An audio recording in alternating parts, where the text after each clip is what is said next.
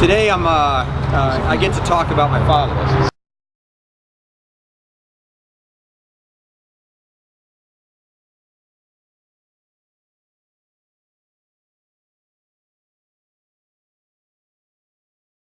So I know all these stories from my father's classmates. And I know them because when he dies, does that mean that the class is done with him? They come on by my house. And when I'm getting my, finishing up CCD and I'm gonna get my first communion, classmates show up. When I'm gonna get my first graduation from middle school, classmates show up.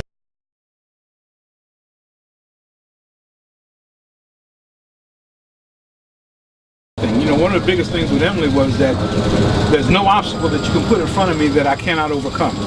So Emily was a go-getter. She was one of those that seek to do better, but rooted down on the inside, the deepest thing that she had was her love and care for people. She didn't care who you were. She didn't care where you came from. She didn't care what kind of upbringing you had.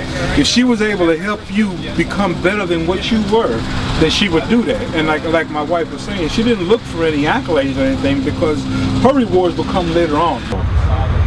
You know, there's not a day that doesn't go by that if I'm running by cemetery here or whatever else, I'll swing by and kind of have a little moment of silence with Dennis, and place another stone. But he always had something funny to say. Matter of fact, you should see. I still have it. He always had you report 4 things on the radio. It was, being motivated, leader-driven, disciplined, and ready for the next fight. So kind of like a true Spartan, right? And then on the 20th, he was killed, and then that's when we got the notification. Now, Darren's a very caring person, and one of the things that he asked as a parent, having been in the military and having other kids that were in the military, I asked him, a long drive from Fort Benning, Georgia. He was coming to visit us in Wisconsin. I asked him, God forbid something happens, what would you like us to do? And typical Darren, he always cared about other people. Well, I like to have a scholarship set up for the wrestlers at my high school because a lot of them, don't have the opportunity to go to college, and so I'd like to be able to help them. And then the second thing, I like to go ahead and whatever you can do to support wounded warrior causes. So since then, we set up the Darren Hidalgo Memorial Fund. She was definitely taken before her time, should have been, and something that we kept in mind to keep us a little sane during that time was that we knew that if it was in her hands, things would have turned out differently.